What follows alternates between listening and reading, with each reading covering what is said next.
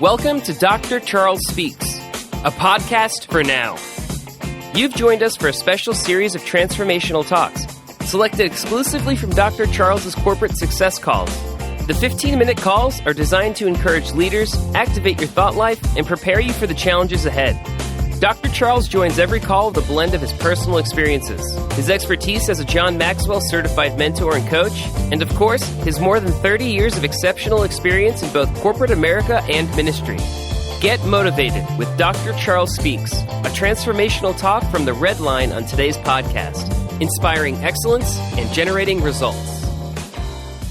Good day, my friends. Let's make it a great day today. This is Dr. Charles, the Red Line Corporate Success Call. And of course, you already know this call is designed to start your week off on a positive note. And so on this day, I want to talk about the power of positive leadership. I've been reading the book by John Gordon. He's the author and writer of The Energy Bus. And I've been engaged in this particular reading, The Power of Positive Leadership. And so I thought I would begin to talk about that and join in on the discussion, because positive leaders, there's something about them that makes a difference in what they're doing to bring the team together. And so when I think about this particular subject that I want to talk about, I want to dive in on three components, and that is positive leaders, they confront, they transform, and they remove negativity. And that's what it's all about in dealing with situations that may be under the surface or things that you just simply ignore. If you do nothing, nothing will change. And so as leaders, we must have that sixth sense to sense something is not quite right, and to be able to listen to other leaders on the team, to their feedback and to the insights that perhaps they can bring and share with you to give you what may be going on that you may not be aware of. And so when it comes to confronting, it's not always confronting and going back at somebody with the same energy, negativity. It's really about dealing with it in true transparency and dealing with it to the point where you're looking for solutions that are going to bring things together. You know, one of the things that I do outside of talking a lot, I have an opportunity to minister to people and have had opportunity to counsel with couples in the past. And they come to the counselor not so much to come and tell on each other, but to really express what it is that's on their heart, what it is on their mind. And the role of the counselor is really to listen and make sure that the parties there, that they are hearing each other, and that once they hear each other, that they can determine where are the opportunities to close the gap. But the fact remains that it has to be confronted. And when you think about it, it's not always comfortable. It's not always, a situation where you feel like being vulnerable and just really being honest to yourself and to your significant other that's involved in that particular counseling session. But at the end of the day, the goal and the objective is to come together as one and to work together for a common goal. So when we talk about positive leaders and we're talking about the power of positive leaders, confrontation is not always negative. And so in that process, there is the opportunity to really learn something and grow from it. The second part of that is transform. You know, after you have discovered the opportunity that exists and you've closed the gap and you begin to work on those things, then it comes down to being transformed by the renewing of your minds and setting out a new course of action that is going to be positive and make a difference.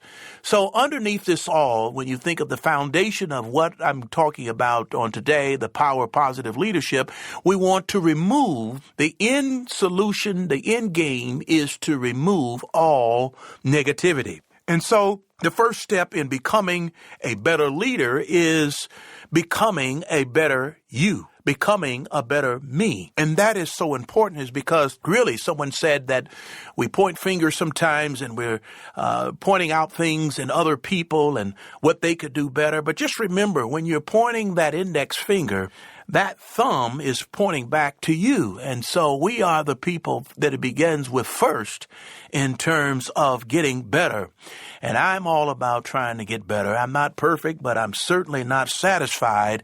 And I want to continue to grow, and I want to continue to learn. I want to continue to be a great, positive citizen in this world. And I know you're with me on that too. Otherwise, you wouldn't be listening to me. You know, being positive, it won't guarantee you success, but being negative will guarantee you no success.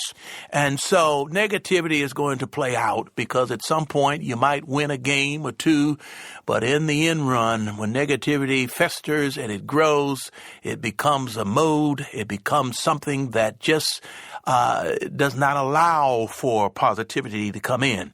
But we're called to be lights of the world. We're called to be beacons of light that we may be able to turn darkness into light. We may be able to turn negative into positive. Positive leadership is not just about feeding the positive, but it's also about weeding out the negative.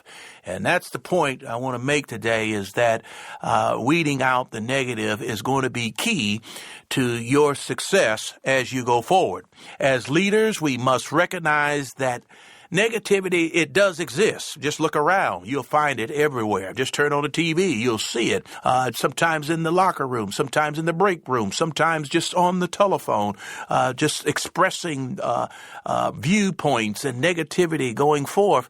But as a leader, we recognize that it exists, but we just can't simply ignore it. It's something that we can do about it. And so it is a reality, but it doesn't necessarily mean that we do nothing. And so one of the biggest mistakes that we make as a leader is that we ignore negativity within our teams. We ignore it in our organization and perhaps in our own personal lives. But the key is to not allow negativity to breed and to grow, because what it's going to do eventually, it's going to sabotage your team. It's going to sabotage your organization. It's going to sabotage your personal relationships. You must address negativity and confront it, transform it, and remove it if you're going to be successful. And I'm all about being optimistic and being positive, and I do have negative days and experiences, but I don't let them fester, and I don't want you either. And so I want you to address those negativities in your life, in your environment, confront it and transform it and remove it, because listen, your positivity, it must be greater than all the negativity. And that's what's going to make a difference, because everyone will deal with negativity and everyone will have naysayers along the journey. But you and me personally, we must make it personal, and we must take the stance that my positivity will be greater than any negativity that comes in my way. And so not everyone will have the same vision as you. That's a reality. Not everyone will believe in you. They won't believe in necessarily your dreams.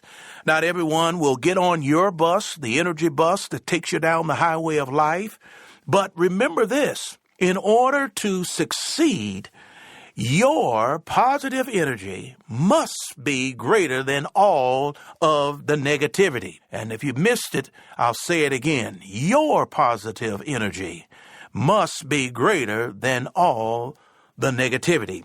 Gandhi of India, he said this. This is what he said, and I quote. He says, "I will not let anyone walk through my mind with dirty feet, and neither should you." Someone said that negativity is like a barking dog. It seems powerful, but when you look right in its eyes, it runs away. There are two things that I want to give you today before we close out, and that you've got to be on the watch out for. And one of them is what I call no energy vampires allowed. What do you mean? No energy vampires allowed. You know, when you think about a vampire, what do? They suck the blood out of their victims. And when you hear sometimes things are going great, somebody sucks the energy right out of the room. You could be on a positive roll and then somebody has something negative to say.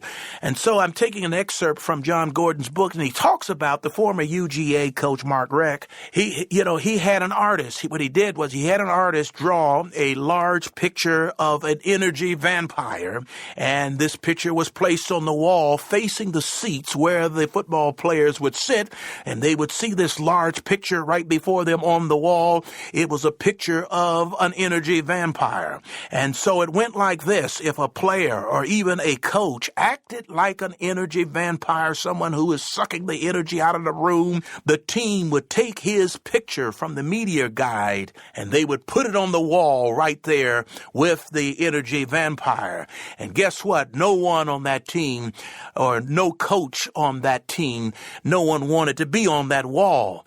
Well, it was a message from the coach to his team that they would all remain and stay positive through their adversities and challenges. This came on the heels of the opening season, having lost the first 2 games and negativity setting in, and naysayers are talking all on the radio and on the internet. What's going to happen to this team? But the coach had the foresight and the insight to bring something tangible to the team, to help the team to see that we were not going to go down the pathway of negativity.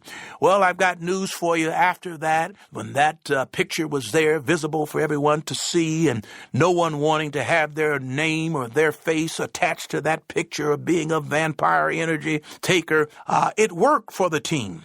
And guess what? They went on and they won their next 10 games in a row, and they eventually made it to the SEC championship. So by putting the energy vampire pictures on the wall, we see that the coach was in essence telling the team, he was telling them, we're not going to allow negativity to sabotage our team and our goals. And so that is a key component, is that you must confront, as I said, you must transform, and you must remove negativity. A team that stays positive together, what they're going to do is they're going to win together.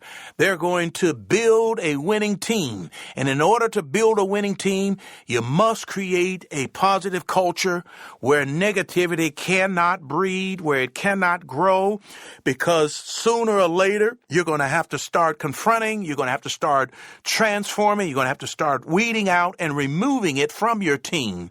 And the stronger and the more positive, contagious that you can bring positivity into your culture, the team will respond in a positive way. But when you feed the positive and you create a culture where energy vampires, they are uncomfortable being negative, guess what's going to happen? They will either change or they're going to walk off the bus themselves. And so the next thing I want to talk about with the little time we have left is the complaining rule. When we talk about the complaining rule, you're not allowed to complain unless you also offer 1 or 2 positive solutions.